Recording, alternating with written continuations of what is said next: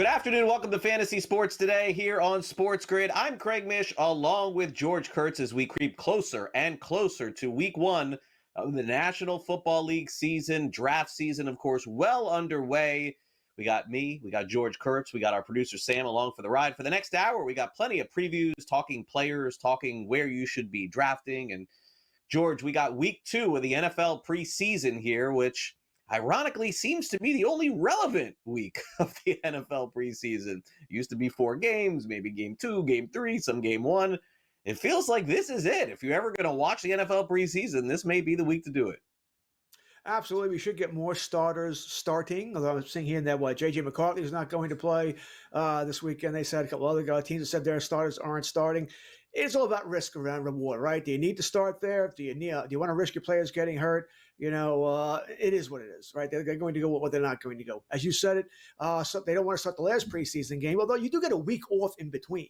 So it really is still week 3 like it was. You still get that week off anyway here, but most players aren't going to, most starters are not going to start next week. But you mentioned it, 20 days, right? That's when the NFL regular season starts, that Thursday night, where I imagine at this point, 3 weeks from now, I'm going to be very unhappy, as I do expect the Philadelphia Eagles to pretty much beat down the Dallas Cowboys in that Thursday night opener. But we're 20 days away, Craig. I mentioned earlier, I am in the middle of a slow draft now in round 6 here. So, I love this season. I love draft baseball, football, hockey. I love draft season. Yeah, we are really in it in football. So some decisions to be made, and we have some clarity on some things and not clear on some others. Nothing major, significant has happened, but maybe the most bizarre story is the one that we're doing 2 weeks in a row here, George, at the top of the show, because the more smoke there is, the more fire there seems to be. Sean McVay has said several times, George, as you know, when we talked about last week, that Matthew Stafford's going to be fine and he's going to practice and eventually he's going to play. Well, George, none of those things have happened yet. He's expected to practice on Saturday. This is the 4th time he's expected to do something, and I'm not really sure where things are headed. Now, George, the Rams do have a capable backup in Jimmy Garoppolo, who once upon a time was pretty good in the San Francisco 49ers. But he's not Matthew Stafford, and I guess that begs the question in 2 different directions. Do you trust anything at this point with Stafford starting the season week 1? And what do you do if you're in a draft the next couple of weeks? Because clearly he's not going to play in the preseason. Do you believe that Garoppolo is enough to get the ball to Devontae Adams and Puka Nacua? And how does this affect the backfield as well? Well, I guess the joke here would be we know Devontae Adams can't be happy about the situation, right? He believes Garoppolo killed him with the Raiders, right? And that's why it didn't work out there, because Garoppolo couldn't get him the ball here.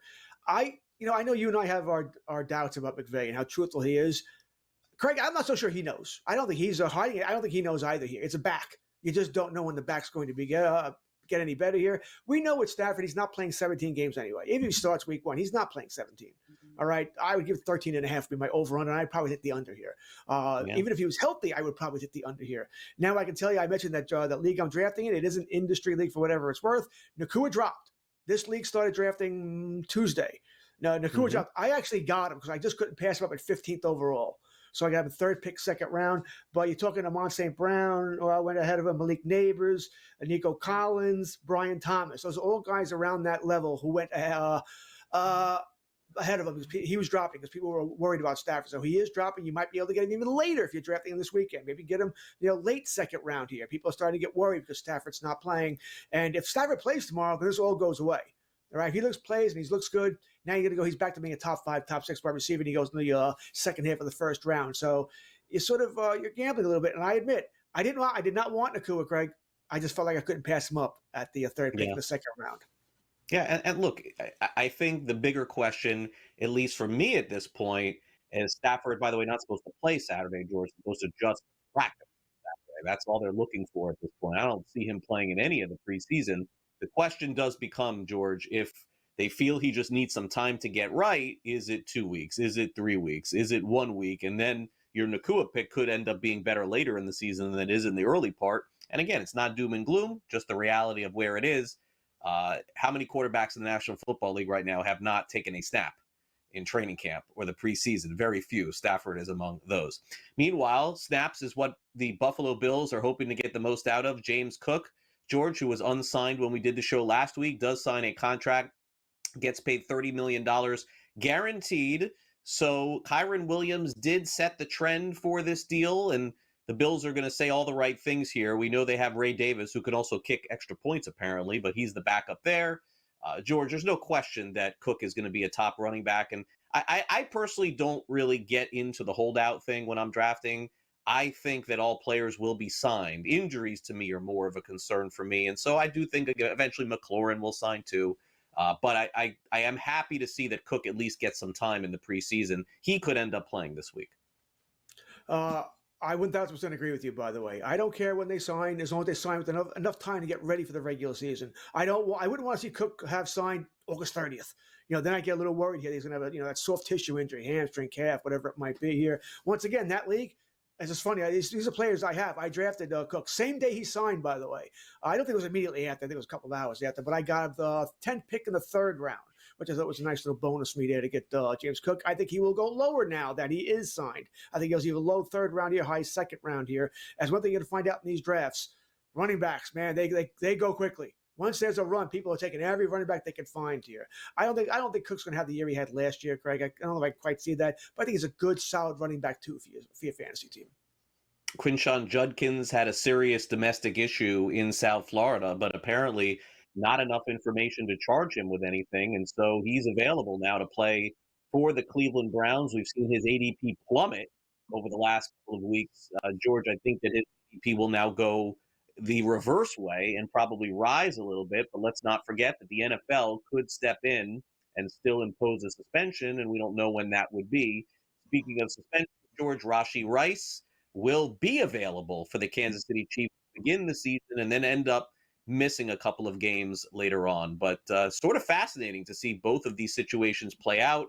In particular, I think for the Browns, Judkins does play a very integral role, but I would question drafting him in the sense that, George, when is that impact going to come? Is it going to be week 7, week 8? At that point, what is your record? So I think the ADP drop was necessary. Maybe a little bit of a boost to know that he'll be able to play for the Browns this season, but he's missed a lot of camp. He's missed the majority of the preseason. I'm still going to be very cautious there. Oh, I want nothing in a redraft league. I want nothing to do with Judkins. Not touching him. I don't think he's signed yet. Right? He's still unsigned, and they're gonna want to put language in that contract to protect themselves. That's the holdup as it is. So that's going to be a hard contract to sign here. He's going to get suspended by the NFL. This is a he said, she said case, although she does have pictures, but there's no way to prove those pictures are from him, that he did it. So that's the problem with the prosecution here. But the NFL doesn't always care about that. I think they're going to I don't think he'll be suspended long, by the way. I think it'll be somewhere around Addison's 2-3 games, but I'm not touching him. Let him be someone else's problem. Honestly, you get a 16-round jet. He's there in round 13. I got nothing to lose here. First guy I'm going to release anyway. Fine. Who cares? We'll see what we have here. But odds are I'm not wasting any kind of pick that I don't want to use on him. As for Rashee Rice, another guy, Craig, yeah, he's going to play. All right. September 30th is the hearing here. If you go by the last hearing with Deshaun Watson, the only hearing Sue Robinson, the arbitrator, has had here, she took, after that hearing, over a month to make her decision. And then that decision came for 6 games. The NFL appealed it. All right, so I don't know when or Rice is going to be suspended, but I have a funny feeling, Greg, if he is, and I think this is a long suspension, right? Because that's what's going on here. They couldn't compromise. I don't know if he's available for your playoffs, for fantasy playoffs. I just don't know if he's going to be there. Another guy, I do not want let him be someone else's problem too much that I just don't know. There's a lot that we do know, and one of the teams we're going to dive into next are the Cincinnati Bengals. A lot of projections state that this is a team that's ready to take the next step offensively. George and I will talk about their fantasy assets next on this edition of Fantasy Sports Today. We'll be back right after these messages. Don't go.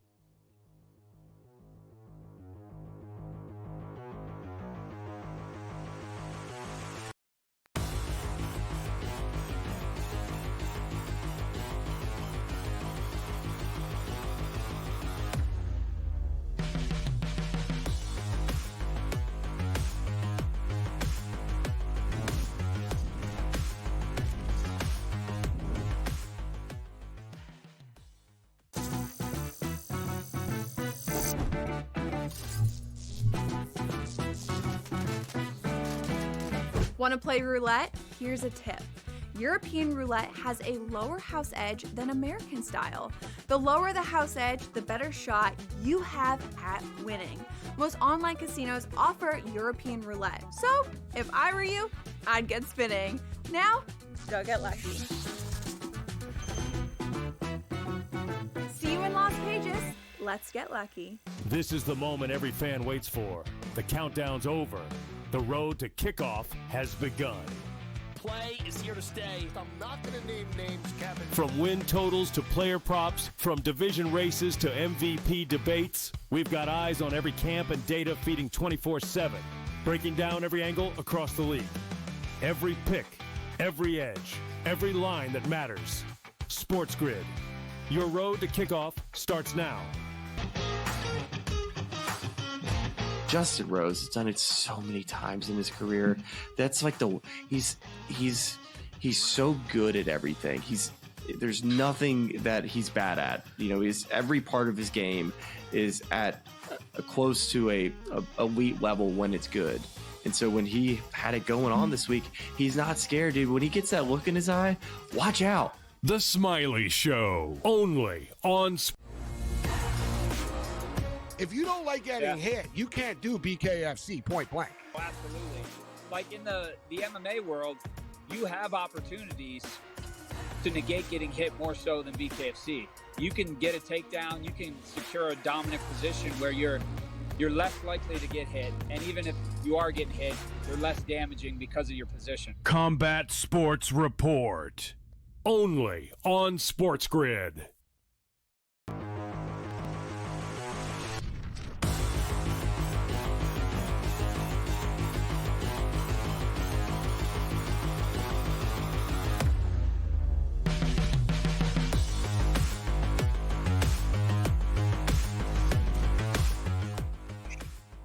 The Cincinnati Bengals looking to take the next step. Feels like we've done this for a while, George, but naturally the Bengals in fantasy just have some major assets going into the season, and we're going to break it all down for you here on Fantasy Sports Today. And so from a reality perspective, George, maybe we're a little bit more concerned with the Bengals defense, but from fantasy, that kind of helps because if the other team is scoring, that means the Bengals have to as well. What a banner year it was, by the way, last season for Joe Burrow of the Cincinnati Bengals. He had 4,918 yards and 200 rushing yards to go along with 45 touchdowns on the season. My gosh, like he is basically, George, one of very few quarterbacks in the NFL that without the rushing numbers, you can still feel comfortable taking as a QB1 in this new day and age of fantasy football.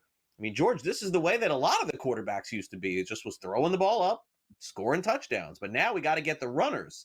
He's one of the few that you don't need it because he's just racking up all the other numbers. I would say he's in a tier of his own, right? You want Josh Allen, you want Lamar Jackson, Jaden Daniels, Jalen Hurts, all right? Whatever order you want to put them in. Personally, I have Josh Allen, Jackson, Daniels, Hurts, and then Burrow, all right? For the reasons you mentioned. He's going to throw more touchdowns probably than all of those guys. Right? He's going to have a gazillion yards. But even though he can run, he's not going to, right? His rushing yards are going to be, he may average 10, 12 yards a game, something like that here. So I have no problem with Burrow, but and like I said, he's in that, and for me, that tier of his own here. Once again, I keep mentioning the league I'm currently in because that's the league that's currently drafting. It's a half-point PPR. Burrow went third, actually. He went ahead of Daniels and Hurts, which was surprising somewhat. I ended up getting Daniels almost immediately after Burrow's started a little run there. I like Burrow a lot. I have no issue with getting Burrow here, but I would not take him ahead of one of the four rushers. That's my only issue there. We like Burrow because, Greg, how bad is that defense going to be? I mean, once again, with August 15th there, Trey Hendrickson's not there. All right, that's their only true Pro Bowl defender, and he ain't there. All right, they're going to play, listen, with the Gambling Network, a lot of overs coming here. All right, there's going to be a lot of 37, 31 games for us tonight. They have no choice. They got to throw the ball up and down the field. Love Burrow, love everyone we're going to be talking about. I pretty much love for the Bengals. The Bengals at running back is a little different because, George, through the years, it was, last few years, if you look at it. It was Joe Mixon for a while. Remember before that, it was Giovanni Bernard. And then last year, they brought in Zach Moss, who, looked good early. But then essentially now it's Chase Brown's team. And it feels like we're doing this every year, George, with the Bengals running back. It's just always someone new and always somebody that you like a lot. But you just don't know what the outcome is going to be. He is RB12 going into the season. They also picked up Taj Brooks. He's RB72, Samaje Perine 75 in terms of average draft position at running back. Why do I bring up those other two? Not because you want to have them, but because they're being drafted so low that the industry seems to think that Chase Brown's getting the ball on first down, second down, and third down, George. And I think there is something to that. I think Chase Brown will be used more than most backs. And that's not to say he's better than most backs. I don't think he is. I think of all the backs we could mention in his tier here, the guys like Josh Jacobs, maybe with Gentry, Bucky Irving, Kyron Williams. I think they all may have more talent than Chase Brown. But, I mean, once again, he's going to get touchdowns just by being there. All right, because there's going to be times that Jamar Chase and T. Higgins, they go out at the 1 yard line, right? 2 yard line. Hey, here comes Chase, touchdown. That's not to say he doesn't have talent. He does have talent. And I like Chase. I have him higher than RB12. I have him RB9, I believe, just inside my top 10 here, because I think he's getting minimum a dozen touchdowns, minimum. And I'd be surprised if I would take the over on that as well. Once again, I think he's a touchdown machine here for a very good offense. So I like Chase Brown probably a little bit more than most here. I have him as a top 10 running back for me. Yeah, I think he's going to be fantastic. But again, PPR leagues is really the focus for him. Now, PPR is definitely the focus for all the Bengals wide receivers because they've got two in the top 15 this year, George. It's Jamar Chase, who is the number one wide receiver in all of fantasy and in some places number one overall pick. T. Higgins got signed too. The Bengals shockingly paying two guys on the offense. Then Gesicki checks in as the 27th best tight end. And then there are other players in the mix, like Andre Yosivas, Jermaine Burton is another one there. But it's these two wide receivers, George, that everyone are drafting again from the Cincinnati Bengals. I mean, what's left to say about Chase? This guy even scores touchdowns in the preseason. Oh, well, they did that on purpose, right? Because they have such a hard time in September. Right, they don't get off the good starts here, so they decided to play their guys in preseason and see if that changes things. Actually, good for them. So I think, listen, it wasn't working. Change something up here. Let's see if this works here. So I kind of like what they did there. Listen, for me, Chase is the number one overall pick, assuming you're playing in a PPR. Playing a half-point PPR, maybe I lean towards, Barkley, Bijan Robinson. Although Barkley's not really going anywhere. People are worried about the, 2,000 yards, all the touches last year. That he's not going to have that good a year here. For me, Higgins is the tougher one. Love Higgins. Craig, he gets hurt a lot. And he gets hurt where it's annoying. He's questionable. And he doesn't play the full game. Comes out after a quarter. It drives you insane here. If it's for that reason, I like Iosivas. I'd want to get him later on. I think he's a nice, if you get him at his bench, better, but wide receiver 4, flex play, because I think there'll be games he's going to play, and there'll be games where, you didn't think you'd get anything out of him, and he will, because Higgins comes out early here. So I'm actually higher on Iosivas than most as well here. I like T. The talent is great. He just gets hurt too much. That's for a tight end, Gesicki. Okay, here's the one position I don't like on the Bengals. He's a reserve tight end. Some of you pick up if your tight end gets hurt. You want to take a backup tight end on the draft. I don't really believe in that, but if you want to, fine. He'd be in that range here. But he's either a touchdown or nothing. Yeah, the offense basically has never run through the tight end position on the Cincinnati Bengals. No matter how good Burrow has been, it just has not. We've tried to make it a thing. It just has never been a thing. Also, the other thing that I would say, George, about T. Higgins, it's fair to say that there's a handful of players in fantasy that I can guarantee you if you draft are going to win you a week. This is that player. Now he may lose 7 weeks for you, but he's going to win a week for you in fantasy football. This is who he is. Here, he's got numbers stacked, 2-3 touchdowns in one game, 200 yards, and you end up winning if you have him. I love him, but so you're sort of hinting at there's going to be weeks where I'm like, oh, he's questionable. Oh, I'm not going to take the chance. I'm going to sit him. And that's going to be the week. He has 7 catches, 2 touchdowns, and 188 yards. And I'm going to, once again, want to bang my head against that wall right there. So that's my only issue with T. I love the talent. Just play, buddy. We'll take a quick timeout on Fantasy Sports today. The Baltimore Ravens are the favorite to win the division. We'll preview them next.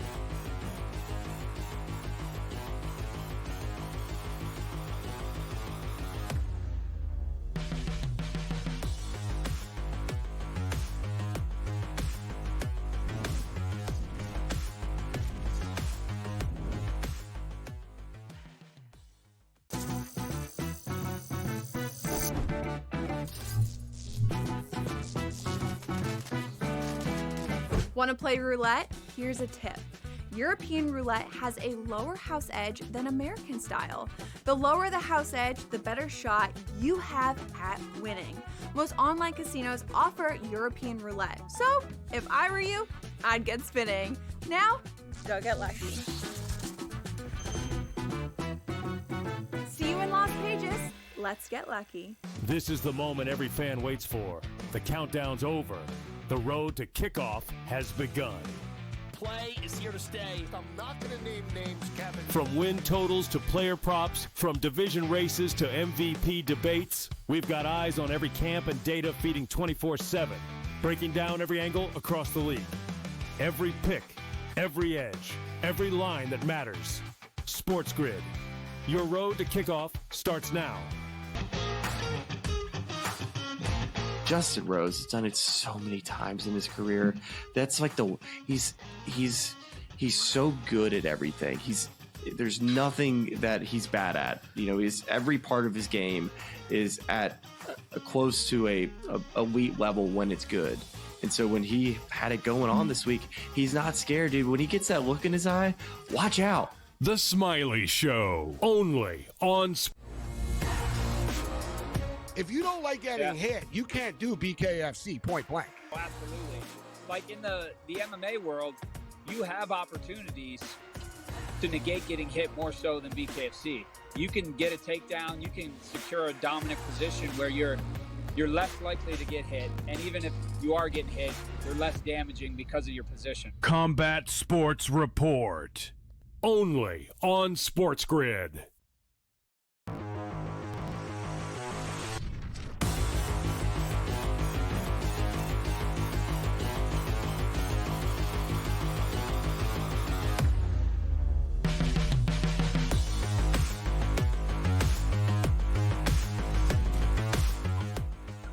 And welcome back to Fantasy Sports Today here on Sports Grid as our previews continue team by team as we are in fantasy football draft season. Craig Mish along with George Kurtz. Let's dive into the Baltimore Ravens where Lamar Jackson is back once again for another season. He's got a running mate, as we know, in Derrick Henry that they picked up last year, and we're going to get to him in just a minute. But let's start off with Lamar Jackson, who threw for over 4,000 yards last season.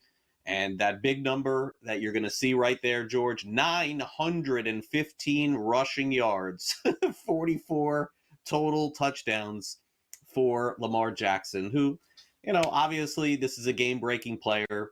He's the one that every week in fantasy football, when you're playing, you're feeling good about winning. And when you're playing against them, you're like, oh, no, you're just hoping for like a 25 spot against you. I mean, look, this is a big year. I mean, every year's a big year for the Ravens, but man, do they need to get to the Super Bowl this year, George, right? Like, this has got to happen.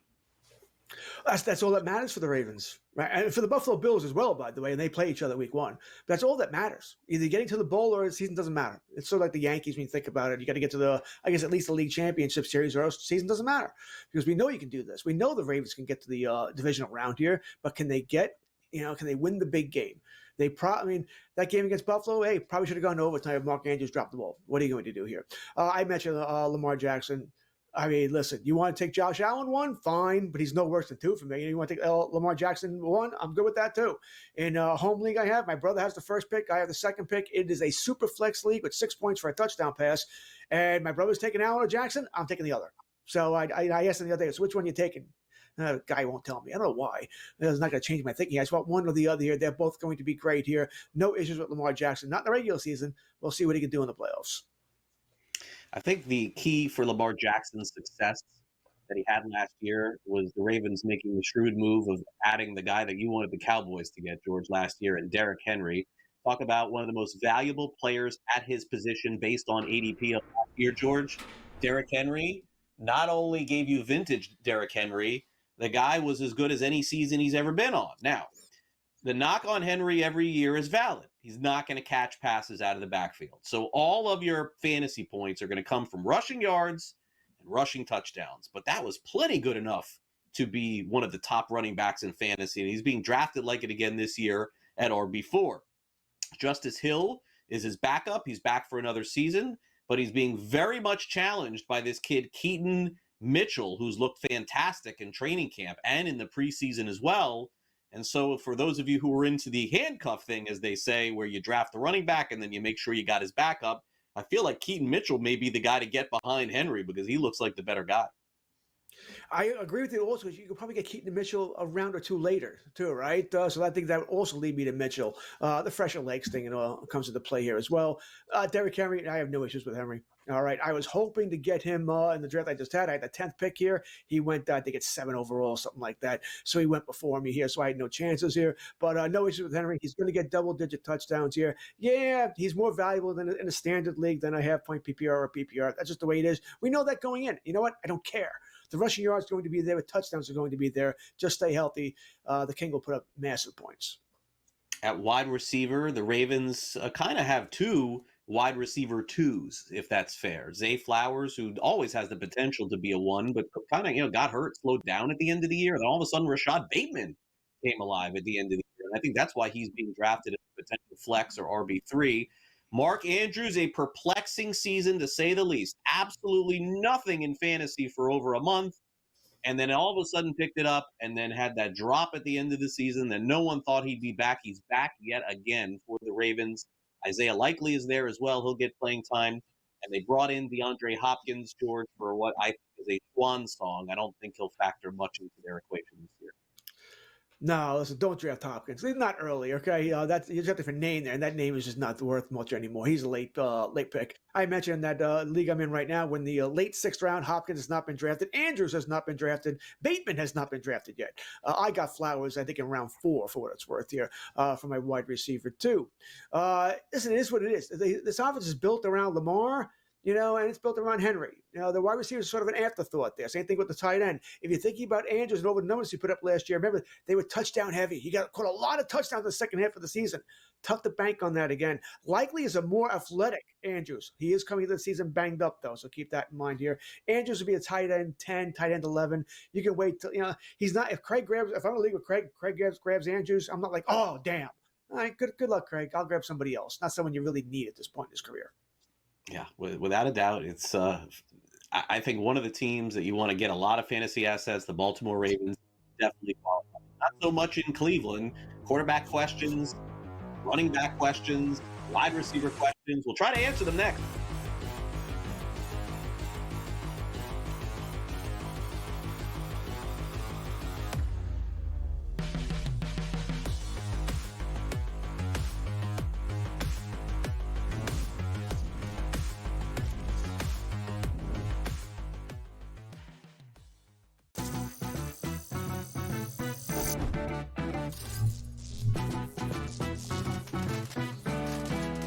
Want to play roulette? Here's a tip. European roulette has a lower house edge than American style. The lower the house edge, the better shot you have at winning. Most online casinos offer European roulette. So, if I were you, I'd get spinning. Now, go get lucky. See you in Las Vegas. Let's get lucky. This is the moment every fan waits for. The countdown's over. The road to kickoff has begun. Play is here to stay. I'm not going to name names, Kevin. From win totals to player props, from division races to MVP debates, we've got eyes on every camp and data feeding 24/7, breaking down every angle across the league. Every pick, every edge, every line that matters. SportsGrid. Your road to kickoff starts now. Justin Rose has done it so many times in his career. That's like he's so good at everything. There's nothing that he's bad at. Every part of his game is at close to a elite level when it's good. And so when he had it going on this week, he's not scared, dude. When he gets that look in his eye, watch out. The Smiley Show, only on If you don't like getting hit, you can't do BKFC point blank. Oh, absolutely. Like in the MMA world, you have opportunities to negate getting hit more so than BKFC. You can get a takedown, you can secure a dominant position where you're less likely to get hit, and even if you are getting hit, you're less damaging because of your position. Combat Sports Report, only on SportsGrid.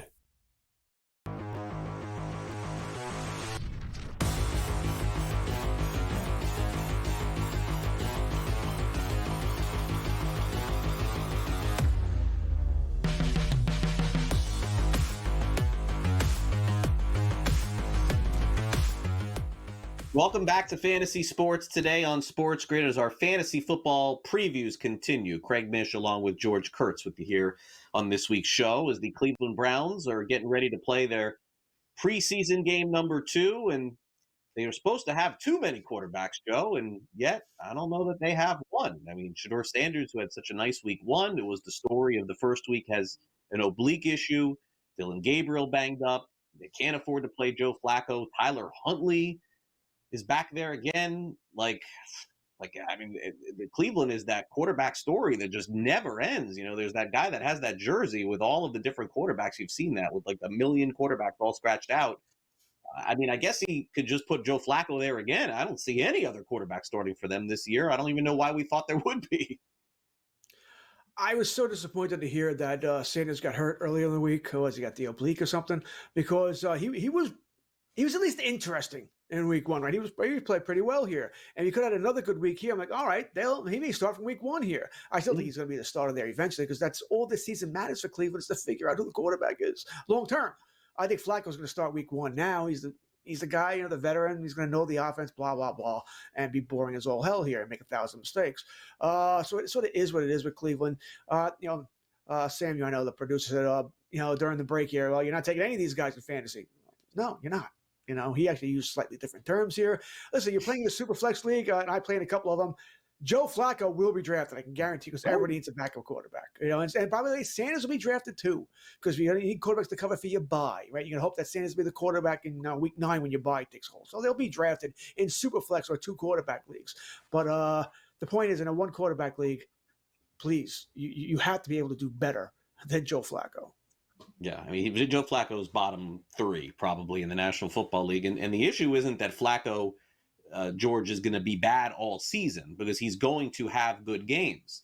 But the issue with Flacco is he's probably going to be on a team that suffers the most lopsided loss of the season because we've seen this before, George. The offensive line, if they break down, Flacco is done. And then the other team just steamrolls the Flacco team. So I think that's a possibility coming as well. Running backs here, George, more questions and answers here too, with Judkins at least, being cleared of at least any wrongdoing for the time being, still unsigned. Jerome Ford is back for another go-around again, but he's dropped significantly from where he was drafted last year. And then Dylan Sampson is RB 53. You like any of these guys?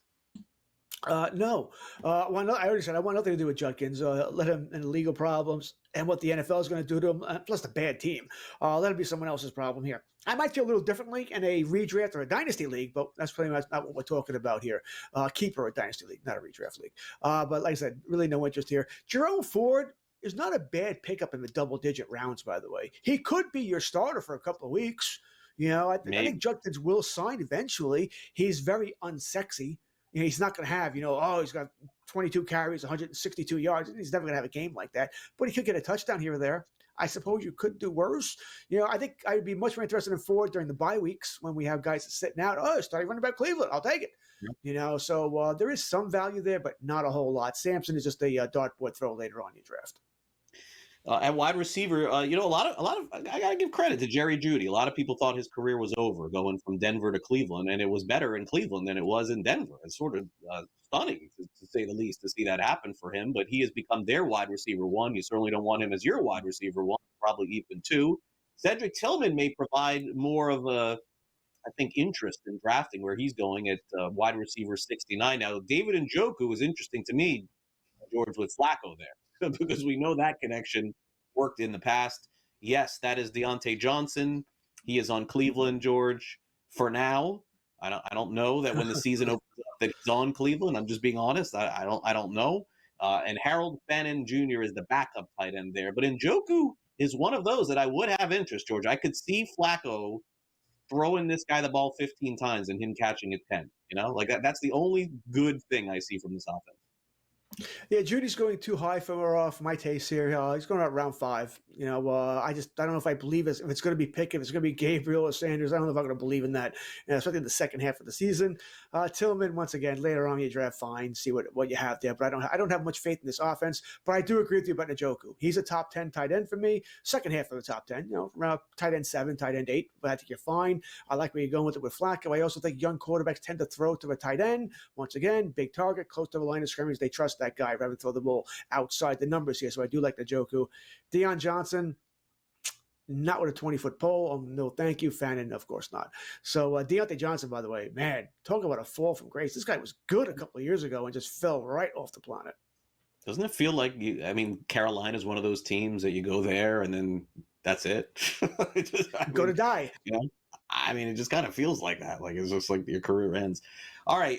Speaking of career ending, is there any end in sight for Aaron Rodgers? It's been very pleasant. We haven't talked about him in a long time. Now that he's signed, it's just like this normal training camp with the Steelers, and you don't see him in the preseason, not getting a ton of attention here. I'm sure that's going to change soon, so don't get used to it. But Rodgers last season actually did throw 28 touchdown passes and threw for almost 4,000 yards, albeit the majority, George, in the second half of the season. That's kind of how it happened with the Jets. It took a while, and then he finally found Devontae Adams a bunch of times. Adams started climbing back up. Look, he's no longer a QB1. He's not in the Flacco category. I will say that. He's ahead of that. But, George, I think we're probably looking at one of the bottom 10 quarterbacks in fantasy going into the season. Oh, agreed. Definitely agreed here. Okay, you got DK Metcalf, but you lost George Pickens. So your wide receiver group's the same. All right, you got one good one, but not much else after that. And that one good one's going to see a lot of top coverage there. Your offensive line's not good. So he's going to be pressured a lot. We know at this point in his career, he's not anywhere near as mobile as he used to be. You give him time, he'll put numbers up here. And I think at the end of the year, what we're looking at here, I think it's about right. Maybe we see a 10% reduction when he gets 25 touchdowns, maybe throws 37, assuming he stays healthy, by the way. It's always a huge thing, but I think he'll put up, respectable numbers here, but nowhere near what you'd be hoping for here. And I said, theoretically, he had better offense with the Jets, right? Because he had Adams and Garrett Wilson. He doesn't have that here. Both teams have bad offensive lines. I'd probably like the Jets running game more than the Pittsburgh running game here. So that's something to be looked at there as well. In a super flex, you're talking about maybe in a 12-team league, bottom quarterback too. That's the best I'm going to give you with Aaron Rodgers.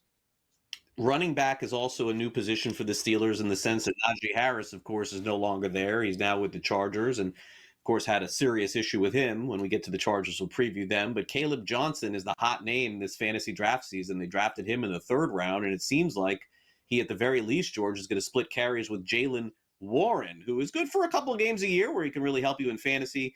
Kenneth Gainwell goes from Philadelphia to Pittsburgh. And don't discount Gainwell also on that waiver wire this year, George. I have a feeling that he's going to play an impact at some point. Yeah, Gainwell's always that guy that we grab on the waiver wire when bye weeks come up, right? Because he catches some balls. All right, so you hope we get a couple of PPR points there.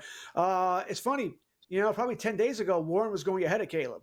Now we're taking Caleb ahead of Warren because he's the higher upside guy. Even though I'm not dying for either one, I mentioned that offensive line is bad.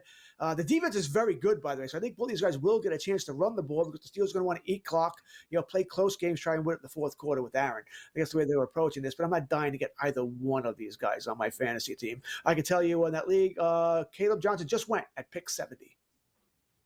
At the wide receiver position and tight end position, Pittsburgh is a little unsettled, to say the least. Outside of DK Metcalf, who they acquired in the offseason, it's Calvin Austin III and Roman Wilson. That's the wide receiver group there, George.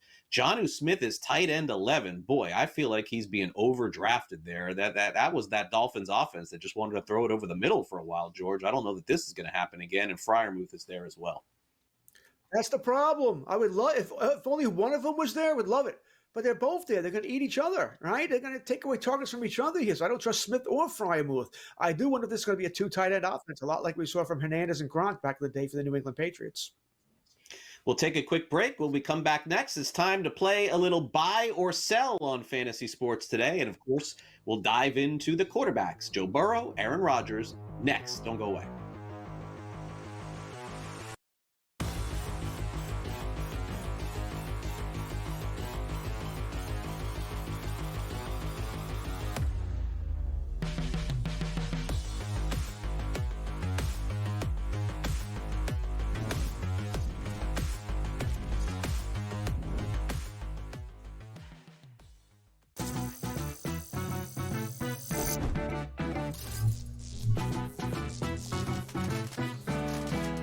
Want to play roulette? Here's a tip. European roulette has a lower house edge than American style. The lower the house edge, the better shot you have at winning. Most online casinos offer European roulette. So, if I were you, I'd get spinning. Now, go get lucky. See you in Las Vegas. Let's get lucky. This is the moment every fan waits for. The countdown's over. The road to kickoff has begun.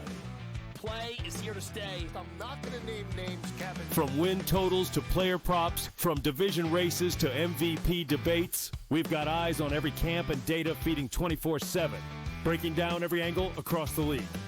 Every pick, every edge, every line that matters. SportsGrid. Your road to kickoff starts now. Justin Rose has done it so many times in his career. That's like he's so good at everything. There's nothing that he's bad at. You know, every part of his game is at close to a elite level when it's good. And so when he had it going on this week, he's not scared, dude. When he gets that look in his eye, watch out. The Smiley Show, only on If you don't like getting hit, you can't do BKFC point blank. Oh, absolutely. Like in the MMA world, you have opportunities to negate getting hit more so than BKFC. You can get a takedown, you can secure a dominant position where you're less likely to get hit, and even if you are getting hit, you're less damaging because of your position. Combat Sports Report, only on SportsGrid.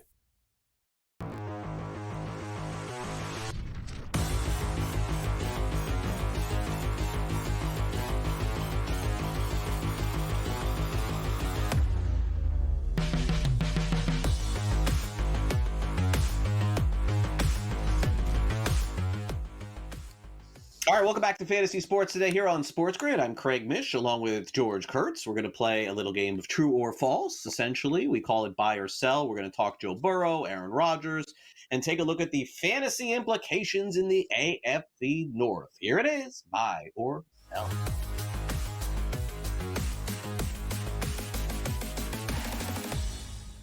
All right, George, let's start off with the Bengals, as we did earlier here on this show. We'll start off with Joe Burrow, who had such a fantastic year last year, off the charts numbers. Buy or sell, Joe Burrow will win the NFL MVP this year because the voters got it wrong, and he deserved it last year. Buy or sell? He could win the MVP this year, but it won't because he deserved it last year. If Burrow stays healthy, he's going to put up massive numbers here. The problem is, I still don't know if they're going to make the playoffs. All right. I mean, they could lose 37-31 as easily as they can win 37-31. And it's so hard to win that way over and over and over again. And even if they do sign Trey Hendrickson, I'm not so sure it's going to make that much of a difference or enough for them to be a winning team here. They had Hendrickson last year, had a fantastic season. It didn't matter. All right, so I'm selling this just on the question alone here because he could win it, but it won't because he deserved to win it last year. If he wins it, it'll be because he had better numbers than Lamar Jackson, better numbers than Josh Allen, better numbers than Patrick Mahomes. That's why he would win it, not because he deserved to win it last year. Yeah, I'm going to say I am going to say sell. I'm going to say sell. I think Burrow's going to have a really good year. But I just think statistically, it's not going to be the same as last year. I don't. I just think their defense was so putrid in those first 5-6 games.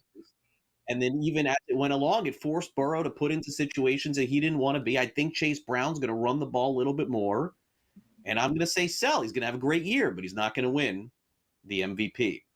All right, now let's go to the Pittsburgh Steelers, where surprisingly, Aaron Rodgers was actually top 15 quarterback in fantasy last year. Now, let's keep in mind, as we were talking about during the break, which you don't see, Aaron Rodgers, to get into that realm, threw for 280 yards and 4 touchdowns, George, in a meaningless game. Last game of the season against the Dolphins. All those stats count too. Buy or sell, Aaron Rodgers will finish the season as a top 12 fantasy quarterback. I think Rodgers will have respectable numbers. I do, but as we just pointed out when we did the Pittsburgh preview, his offense is not as good as it was with the Jets last year, right? I mean, Devontae Adams and him were great. Garrett Wilson was very good here. The running game's about the same. The offensive line's about the same. Tight end better for Pittsburgh this season. So, no, if he didn't do it last year, I don't see him doing it this year. Plus, I think the Pittsburgh defense is legit. I think it's top 5, top 8 at worst. All right, so they're not going to need him to throw the ball 30, 40 times. They're going to play a lot of close games. I think Tomlin knows with this team, you can't have Rodgers drop back there and, take a chance on a pick, take a chance on a sack, things that could cost you games here. So I'm going to sell this. I think he'll be we mentioned I wouldn't think it was more than a late quarterback 2. So that's why I'm going to rank him top 20. Yeah, there's no way I could buy this. Sorry, Sam. You want to create a good debate. This ain't the way to do it. No chance. I mean, come on. I mean, look, Justin Fields, for all of his warts, was completely handcuffed in that. And I don't know if he would have been good. I don't know. But they didn't let him do anything last year. Rodgers, he's going to probably have his say to do a little bit more, but top 12, I can't get there. I don't think I can get to 15 either. So easy sell for me, doesn't run. And folks, look, his first half of the season and second half of the season, if you really dive into the numbers, maybe I'm being a little too difficult on him because Rodgers' first half was okay. But you can't deny that throwing a 280 and 4 touchdowns in the last game of the season didn't affect the final numbers in fantasy. And I want the meaningful games, not the meaningless games. All right, Derrick Henry with an epic season last year, dialing it back to 2021-22. He will have more yards this season, George, than Saquon Barkley, who had over 2,000 last year for the Philadelphia Eagles. You going to buy or are you going to sell this? So this is a better question. This is where I can see us both taking an opposite side here. Generally when you have the big 2,000 year, you don't do as well the next season, right? Philadelphia also has banked up on the offensive line a little bit. All right. Well, Dickerson is going to have surgery. I think he did have surgery on the meniscus. Maybe he plays week 1. Maybe he doesn't. We'll see about that. And they lost back into free agency. So not the same offensive line, not to mention Lane Johnson, another year older. Derrick Henry, not much has changed there. And he's still really tough to tackle. I'm gonna buy this. I think it's close. I could go either way here with this, but I'll buy this. Derrick Henry will have more rushing yards than Saquon Barkley. But like I said, this is close, and I'm not complaining about either one if they end up on my fantasy team. Yeah, I mean, it's fair to take a shot here, but my shot is coming on the other side here, and it's coming in terms of age. I mean, by the way, are they close together in age? I think Henry probably a little older than Barkley, right? That's fair to say? I would think he is. I'm looking it up now to find out. I think you're right. Year or two. So it's not that I think Henry's going to have a bad year, but that's always my fear for running backs because when it ends, it just kind of ends.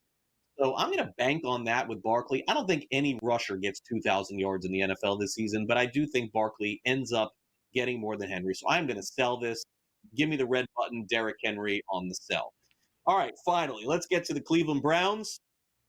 What have we learned? Learned that Shedeur Sanders could play a little, and then he got hurt. We haven't seen Kenny Pickett. I mean, I don't even know what to make of the quarterback situation, George, but let's throw a dart. Buy or sell. Kenny Pickett will start week 1 for the Browns. By the way, Derrick Henry's 31, Barkley's 28. Both have birthdays early next season. Next year, not next season. Kenny Pickett will start week 1 for the Cleveland Browns. It's certainly not out of the question. All right, it's not. But my problem with this is he's not the long-term answer. They have to know that. I do wonder if they'll try and trade him if a team suffers an injury to a quarterback too as well because they have too many as it is here. I think Sanders would have had a good chance if he stayed healthy, but he didn't, so he's not starting. It won't be Gabriel. It is Pickett or Flacco, but I'm going to sell this because I think it is going to be Joe Flacco. He's the safe play here.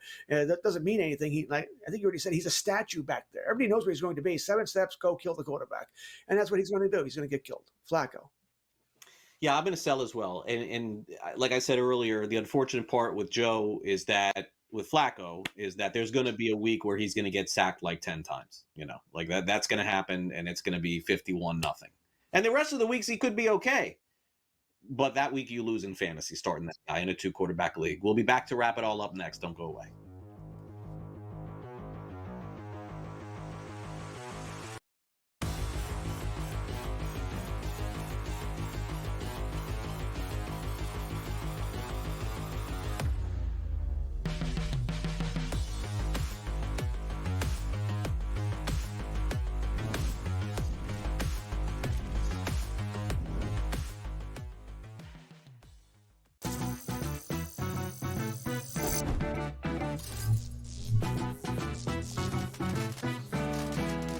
Want to play roulette? Here's a tip. European roulette has a lower house edge than American style. The lower the house edge, the better shot you have at winning. Most online casinos offer European roulette. So, if I were you, I'd get spinning. Now, go get lucky. See you in Las Vegas. Let's get lucky. This is the moment every fan waits for. The countdown's over. The road to kickoff has begun. Play is here to stay. I'm not going to name names, Kevin. From win totals to player props, from division races to MVP debates, we've got eyes on every camp and data feeding 24/7, breaking down every angle across the league. Every pick, every edge, every line that matters. SportsGrid. Your road to kickoff starts now. Justin Rose has done it so many times in his career. That's like he's so good at everything. There's nothing that he's bad at. Every part of his game is at close to a elite level when it's good.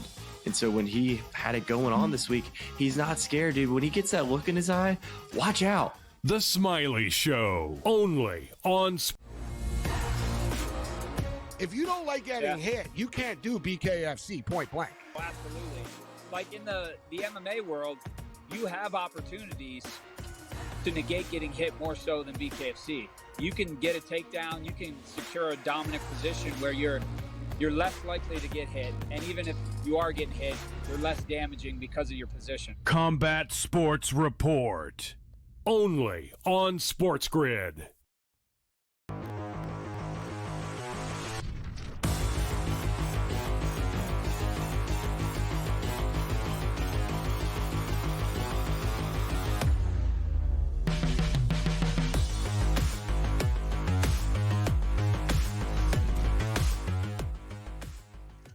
All right, welcome back to Fantasy Sports today here on Sports Grid. Full week of preseason games before we get to the Sports Grid 60. Some really fun matchups, I think, George, on the board for week 2. Living in South Florida, naturally, I'll have my eye on the Dolphins and Lions just because this war of words that's going on here. The Lions reporters saying Dolphins are lifeless, right? Like playing horrible in the joint practices that they've had. But George, any preseason game in particular that tickles you here a little bit? Saturday, Sunday? I believe there's a game Monday as well.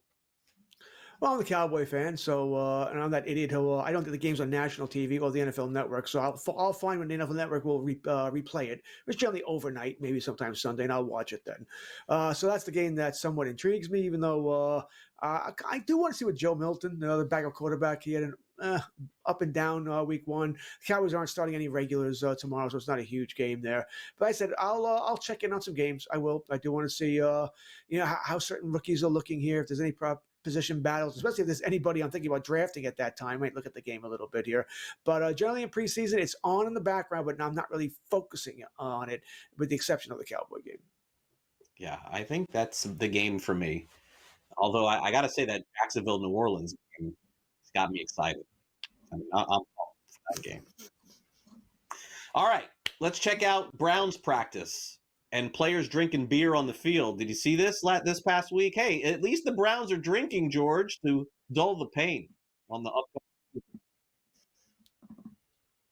Listen, I thought this was pretty cool, actually. It's sort of like when you're playing high school ball or with buddies, you drink after the game. So I thought it was pretty cool. A little surprised to see this for an NFL practice. That someone was, it was a Miller Lights, I believe, was what they were bringing there. So a little surprised at that here, but I thought it was pretty cool. I enjoyed seeing it. Do you ever see the movie Dazed and Confused? You ever see that one, George? Dazed back in the day, yeah. In the 90s. Sam, you ever see that movie? Dazed? Check it out. Thank me later. Reminds me of that. Beers on the football field. All right, as we wrap up the show, it's time for 60 seconds of commentary from me and George. George will lead off. It's time for the Sports Grid 60.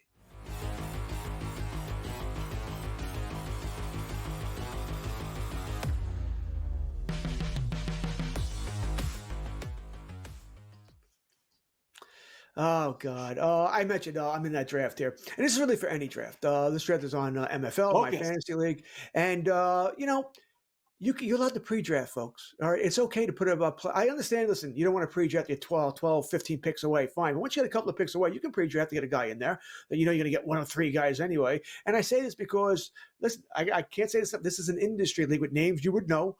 And I think 4 times so far, we're only in round 6. 4 times someone is timed out. They have 6 hours to pick and they haven't picked, and they get the guy. And the last one was cosmic justice in my mind because I think it was round 4 and they got Rashee Rice. There's no way Rashee Rice is going in round 4 of most leagues with the suspension hanging over his head and all that. So I thought it was just karma. Just karma. You weren't ready. You didn't make a pick. You didn't pre-draft. And then you ended up Rashee Rice, a player you probably did not want in round 4. I should also throw out, by the way, this is a money league. It's not it's not for fun. You are playing for money here. So thank you. Like I said, I don't think that person would have wanted Rashee Rice. Yeah, see, I'm gonna pretend I'm George right now during the show. Am I on yet? I'm drafting right now. Oh, it's my pick? Oh. I have not had a pick during the show. Oh, you definitely drafted 5 guys during this show. You definitely did. I wish. 3? 2? None. 1. Goodbye. Slow draft. No one's drafting anytime soon. Let me get to my final thought here. Actually doesn't have to do with fantasy football. Are you guys watching the Little League World Series out there? Did you see this 12-year-old kid throwing 82 miles per hour at the age of 12? Now, look, I know that that's cool and fun and glorify that, and the kid isn't from the United States. I understand that too. But this just goes to show you why all the kids are getting hurt when they're 16 years old, because they're throwing 82 miles an hour when they're 12 years old. Now, again, you're throwing 60, 70. I'm involved in youth baseball, so, that's reasonable. But anybody who's throwing that hard at that young age, this is what the future is set. In fantasy baseball, get ready for more pitchers being hurt. This is the wave of the future and the present, and I don't hope any turning back. That'll do it for the show today. George, I hope you have a good weekend. We'll check back with you next week on Fantasy Sports Today. Absolutely. Hope everybody has a good time and get ready for your drafts. All right. George has got a slow draft. I got a fast one coming up. We got to get out of here. Thanks again to our producer, Sam. For George, I'm Craig. Keep it locked here to SportsGrid throughout the weekend, and we'll see you here next week.